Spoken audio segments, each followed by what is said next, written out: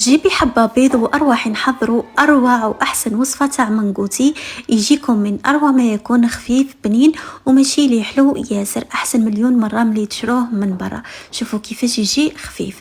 نبداو في الوصفة. أول حاجة عندي حبة بيض وعندي كيس إلا ربع سكر عادي. نخلطهم جيدا بالضرب اليدوي ولا بالكهربائي، المهم حتى نتأكدوا أن السكر تاعكم ذاب.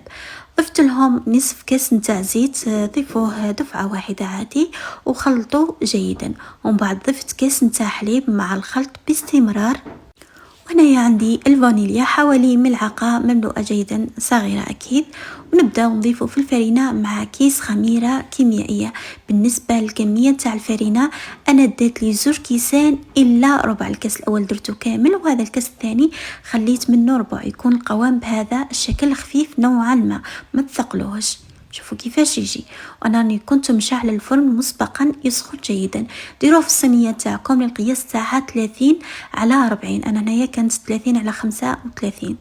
ونديروها الطيب كيما الطيب الجينواز تاعنا، راه ما تديلكمش وقت طويل. الوقت اللي راه يطيب فيه الجينواز تاعي كنت درت الملابس يتغسلوا، غسلت كامل الملابس تاع الصيف خبيتهم وجبدت ملابس تاع الخريف ونتاع الشتاء لانه برد ياسر عندنا الحال. هنا غسلتهم بفافو اللي ما نستغناش عليه، اللي هو منتج جزائري، ننصحكم تجربوه، يخرج ما شاء الله وريحه تاعو هايله وراهو اقتصادي، السعر تاعو في المتناول. هذه القرعه فيها 3 لتر راح تغسل لك حتى 40 خطره. جربوه وادعموا منتوج بلادكم.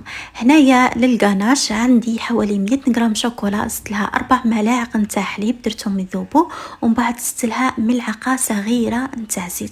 كما تقدروا تستبدلوا هذا الغاناش بالمربى ولا شوكولاته اطيله. شوفوا الجينواز تاعنا كيفاش خرجت ما شاء الله، مع انه درنا لها فقط حبه نتاع بيض.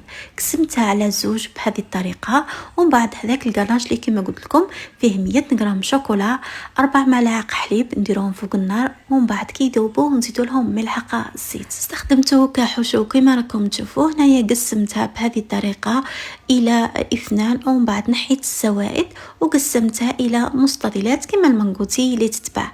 هنايا خرجت لي 14 حبه كما راكم تشوفوا، الحبه كبيره ماشي كما اللي تتباع. جربوه والله البنات احسن مليون مره ملي نشروه من برا. هنايا عندي حوالي 100 غرام شوكولا، لكل 100 غرام شوكولا زيدوا لها ملعقه كبيره نتاع زيت. تقدروا تكلاسوها بهذه الطريقه، كما تقدروا تخلوهم بهذه الطريقه الاخرى على حساب الرغبه نتاعكم. هنا نقسم لكم الحبه، شوفوا كيفاش تجي من الداخل. جربوها، انا اكيده حتعجبكم. السلام عليكم.